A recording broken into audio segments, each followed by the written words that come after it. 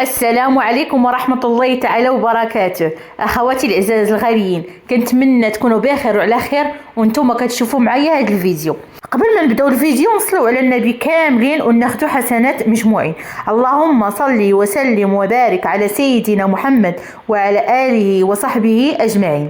الفيديو ديال اليوم مفيد وبزاف لكل أخت كتعاني من التسويف والمماطلة، لكل أخت كتعاني من التأجيل وكتقول اليوم نبدا غدا نبدا وما كتبداش، غدا نبدا الصلاه ان شاء الله. لا صافي ماشي مشكل، خليها كاع حتى الاسبوع الجاي، حتى نهار الاثنين بدايه الاسبوع باش هكا نقدر نصلي ونبدا من اول الاسبوع. شحال من وحده كتاجل وبغات تنقص الوزن وكتبقى تاجل، لا صافي حتى الغدا، لا صافي حتى الاسبوع الجاي ونبدا، حتى الشهر الجاي ونبدا وتيدوز العام وما كتبداش. شحال من وحده بغات تعلم شي صنعه او حرفه او لا بغات تعلم السياقه ديال السياره وكتقول اليوم غدا ايوا صافي حتى الشهر الجاي كاع ونبدا، حتى الاسبوع الجاي انا عيانه، الظروف ما مساعدانيش وانا وكتسنى الظروف وكتسنى الصحه ديالها والنفسيه ديالها تعدل. شحال من وحده في دارها في شغلاتها مراكم عليها المهام، تتقول لك اليوم نخرج هذيك القنيته، اليوم نخملها، صافي حتى الغدا مالي فين زربانه، ايوا غدا ندير واحد التخميله فعلا تركه لهذيك البلاصه، ايوا مالنا فين غاديين فين زربانين ياك لاباس صافي، وتتبقى هكاك اليوم غدا اليوم غدا وما كدير حتى شي حاجه. من طبيعه الحال سواء في الاهداف، سواء في القرارات، سواء في شي حاجه بغات ديرها، سواء في شي مهمه، يعني التاجيل والمماطله والتسويف كنهضر عليها ككل. وانا متاكده من ان كل وحده فيكم دابا كتشاهدني ولا كتسمع ليا عندها قرار كتمنى من زمان سواء قرار ديال زواج او طلاق او تعلم او بدايه مشروع او بغات دير بيرمي او وظيفه او البعد عن الوظيفه. اي قرار عندك او هدف بغيتيك تكتبيه دابا في التمرين هذا الجد رائع باش هكا تعرفي اشنو كيدير فيك التاجيل. قبل ما نبداو الفيديو ضروري من هذا التمرين هذا، اول حاجه بغيتك تكتبي القرار اللي من زمان ولا الهدف ديالك اللي من زمان وانت بغيتي توصليه وكتاجليه، اليوم نبدا غدا نبدا.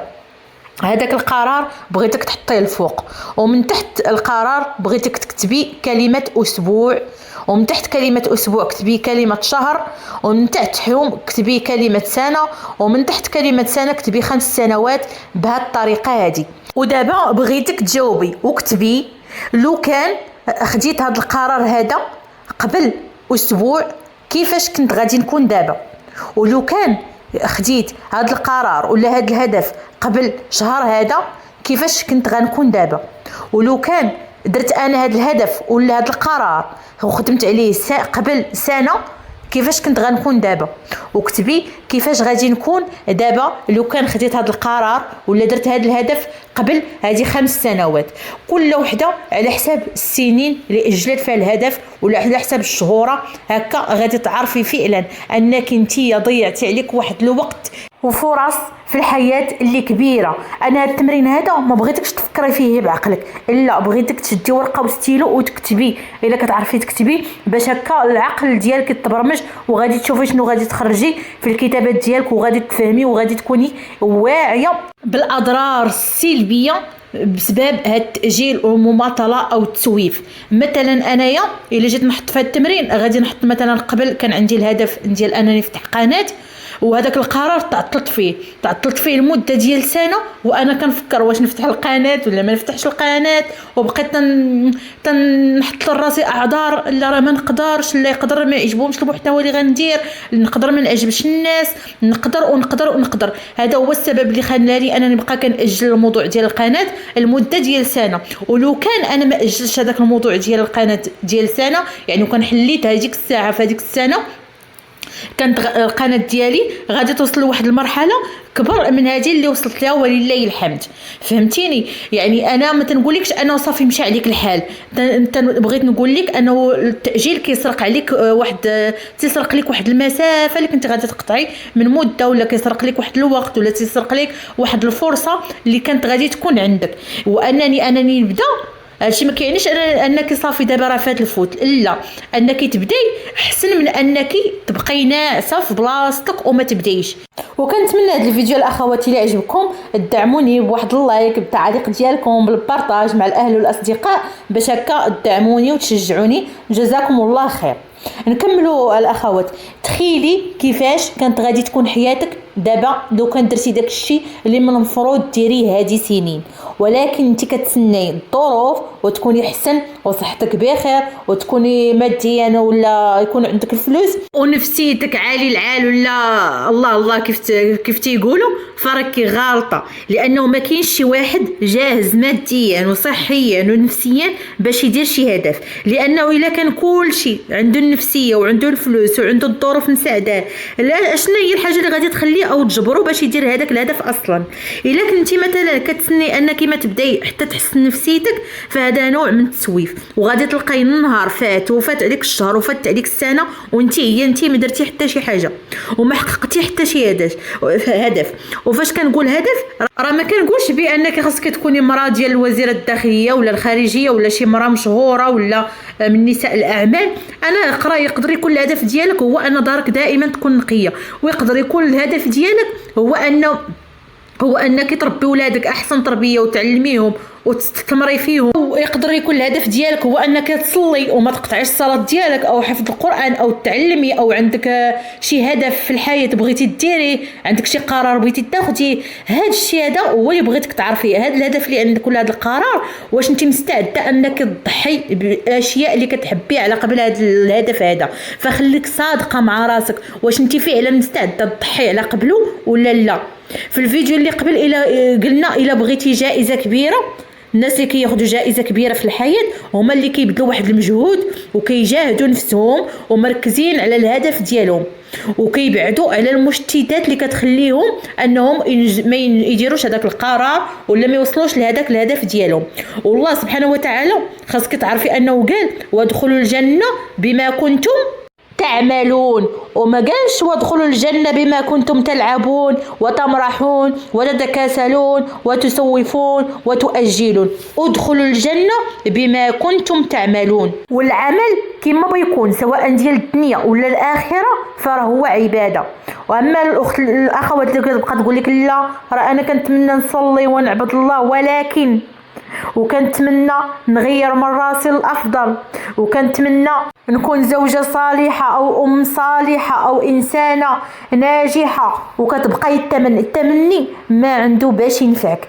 ثقي بيا وراه عن تجربة. العمل هو اللي غادي يوصلك للجنة سواء في الدنيا سواء في الآخرة. انت كتشوفي دابا العام دغيا كيدوز بسرعة، تلقي راسك ما تقدمتي حتى شي خطوه على ديك السنه. هذه هي اسوأ حاجه، هو انك العام اللي جاي لقاك هكاك. كنتي بغيتي تنقصي الوزن اللي بغيتي وحطيتي هدف ما درتي حتى شي حاجه، باقيه في نفس الوزن. بغيتي تعلمي شي لغه ولا بغيتي تعلمي حفظ القران ولا بغيتي تعلمي شي صنعه، باقي هكاك باقيه تقولي بغيت ندير. راه الا ما درتيش خطوه للامام وخديتي قرار اللي يكون صارم باش توصلي للهدف ديالك، راحت عليك. غادي تبقاي في بلاصتك بغيت ندير وما غادي ديري والو. والعام اللي جاي لقاك هكاك. وكيف قلت لك هذه هي اسوأ حاجه. الا ما نطيش انتي وكنتي حازمه ما تسنيش شي واحد يشد لك بيدك، راكي بقيتي تما في الكسل والنعاس، واليوم نبدا غدا نبدا وتلقاي راسك تسرقات منك الصحه ديالك وتسرق لك عمر وتحسي بشعور الندم وتبغي تقتلي راسك بسبب الوقت اللي ضيعتيه في التمني وصافي. اذا علاش نوصل لهذيك المرحله؟ ايوا نوضي اجتهدي، قاومي، حاربي، خدمي على راسك وطوري من نفسك وحسني حياتك. ودابا يا اختي الكريمه العزيزه الغاليه، عندك جوج ديال الحلول. يا اما تنعسي وتكملي نعاسك وتحلمي ليا مع راسك، واما تنوضي وتحققي المنبه باش تفيقي وديري داكشي اللي خاصو يدار. علاش؟ مثلا يا اختي تخيلي معايا انك انت دابا في هذه اللحظه راكي قادره وعندك الوقت والصحه الحمد لله والجهد باش تحفظي مثلا القران او تعلمي شي حاجه او تحققي شي هدف من الاهداف ديالك او حلم او امنيه، وقادره انك تحققي اخي، سواء تحفظي القران او تعلمي شي حاجه، ولكن انت ما قادره ديري والو. ولكن غير تكبري وتفيقي غادي تندمي، تقولي ياه لو كان غير يرجع بيا الوقت، داك السن اللي كان فيه الوقت وكان فيه الصحه والجهد. هذا علاش بغيتك تاخدي قرار، يا اما بغيت هاد الحاجه او ما بغيتهاش. والا كتبان لك انت هاد الحاجه ولا هاد الهدف غير مهم وماشي شي حاجه اللي كبيره وما كتستاهلش، اذا واخا خليك على كلمتك، وعندك يدوزو سنين في حياتك وتقولي لو كان غير الزمان يرجع بيا. لا حبيبه، اللي فات مات، ما عنده فين يرجع بك. ولا تشوفي شي واحد وصل الاهداف ديالو واحلامه وتبقاي تقولي علاش هي وصلت وانا لا، وعلاش هي درات وفعلات وتركات، وعلاش يا ربي انا كيوقع لي هكا. لا وياك، خليك عند كلمتك باللي انت هذا الشيء كيبان لك ماشي شي حاجه اللي كبيره وما كتستاهلش، بالنسبه لك ما كيستاهلش، انت هي التضحيه. ولكن الا بغيتي انت هذيك الحاجه خذي موقف باللي انا هذه الحاجه بغيتها، ولا هذا الهدف ولا هذا القرار بغيته وبغيت نوصل ليه وبغيت نديرو، بغيت نديرو غادي نتقاتل على قبله. وقتلي التسويف وقتلي التاجيل اللي هو اللي غادي يدمر لك حياتك ويخليك ما توصليش للارزاق اللي عند الله سبحانه وتعالى. لان الله سبحانه وتعالى عنده الرزق، عنده ابواب الرزق، عنده رزق كتير لا يعد ولا يحصى، ولكن حنا ما قادرينش نوصلوا ليه. علاش؟ بسبب الكسل والتسويف ديالنا بيننا وبين الارزاق ديال الله سبحانه وتعالى في اي حاجه، هو الكسل والتسويف. وبلاتي نقول لك واحد القاعده اللي ما خاصكش تنسيها نهائيا. راه الناس اللي كتاخد قرارات وكتمشي في القرارات ديالها وهما الناس اللي كيربحوا في هذه الدنيا. والناس اللي كتبقى تفكر في الحاجه مليون الف مره، ندير ما ندير نبدا لا مازال، هاد الناس ما كيزيدوش خطوه للامام وما عمرهم ما كيتطوروا. هذه خذيها قاعده مني. الحياه كترطاب مع الناس اللي كتاخد قرارات، والحياة كتحب الناس اللي كياخدوا قرار، لان هاد الناس كيبينوا على الشجاعة ديالهم في الوقت اللي الاغلبية ديال الناس فضلت الراحة.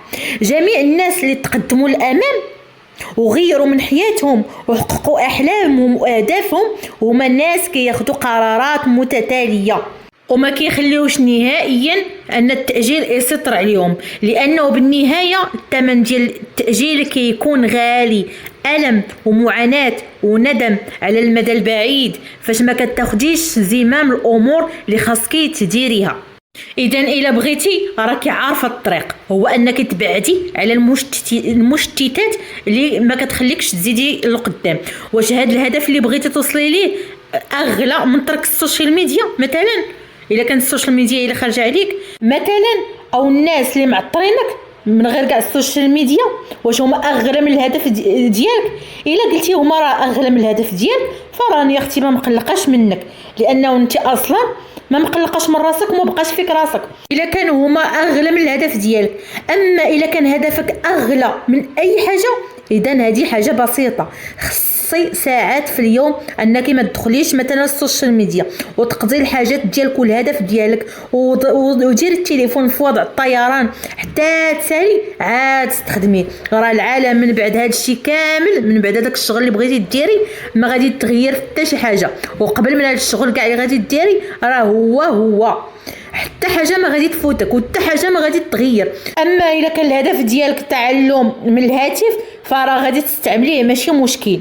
واخيرا خليك عارفه ان على قد ما كتبذلي مجهود اليوم وتعبي، على قد ما غادي تقدري ان شاء الله غدا ترتاحي، على قد ما غادي تقساي على راسك دابا، على قد ما غادي تاخدي المكافاه من بعد. الى هذا الشيء كله اللي جالسه تنقول لك في هذا الفيديوهات وهذا الفيديو اللي فيه هاد الدقائق، دابا وصلت 14 دقيقه، الى وصلت ل 14 دقيقه وانتي باقه في السبات ديالك وباقي ما فهماش وما عارفاش، يا اما انت محتاجه نخرج لك بشي سنطاره من التليفون ونكرمك ونفيقك، لانك ما فقتيش بهذا التحفيز كامل اللي عباره عن حقيقه وواقع، واما غادي تبقاي ناعسه حتى تفيقك صفعه الحياه. وصفعه الحياه صعبه ما نحبها حتى شي وحده. واما غادي نزيدك فيديو تحفيزي هديه لكل اخت كتسعى للقمه وكتسعى للنجاح وإلا بغيتوه كنتمنى تخليوها لي في التعليق. واخا ما عرفتش واش وصلتي لهاد المرحله في الفيديو، ولا كنتي وصلتي لهاد المرحله فراه غادي نقول لك راكي بطله، وان شاء الله غادي تطوري، لانك فعلا عندك واحد النيه ديال انك تطوري من راسك. وحتى لهنا غنكون ساليت الفيديو. شكرا على الوقت ديالك وعلى المشاهده، وكنتمنى ما تبخلوش عليا باللايك ديالكم الى عجبكم الفيديو واستفدتوا منه، وهذا هو المهم. استودعكم الله الذي لا تضيع ودائعه. كانت معكم اختكم حياة الحكيمي من قناتي على اليوتيوب.